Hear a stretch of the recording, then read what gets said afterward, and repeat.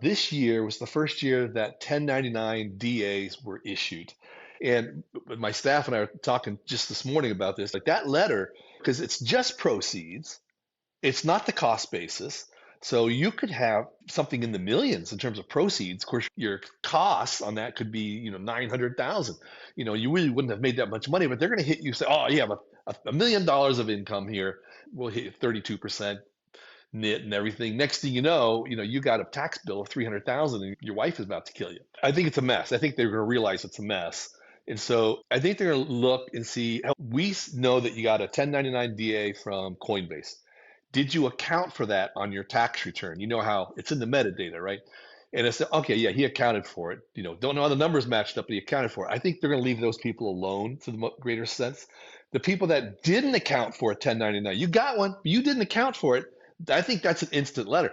I'm going to be charitable to the IRS and say they understand the first year things, there might be bugs, things they have to work out. I would say, in my opinion, the 1099 DA for this year has been a disaster in a number of different ways. I have many clients who have 1099 DAs that are longer than their tax return, more pages. And we hear story after story of accountants look at this and they just tell the taxpayer, go away, I'm not going to do your tax return again this year. A lot of tax prep guys are focused on getting return done and measuring it in terms of minutes. And when they look at a 1099 DA, they could spend an hour and not figure out what it says. And one of the problems is, in my opinion, with the 1099 DA, is that all the other 1099s have a taxpayer focus to it. It's simple. You take box one, put it over there. That's how much you got. Here's how much taxes were withheld.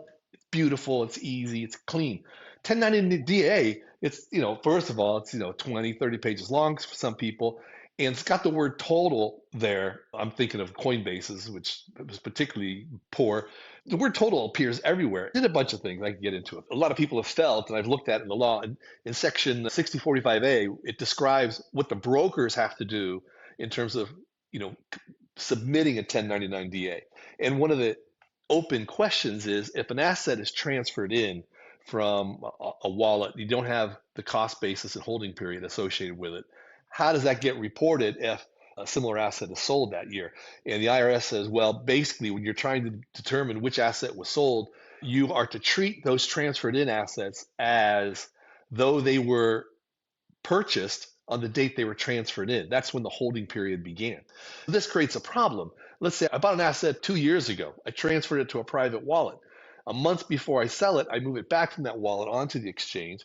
And now it looks like it's a month old. So on the 1099 DA, it shows up under short-term gains. There's no gain, but the proceeds are totaled under short-term.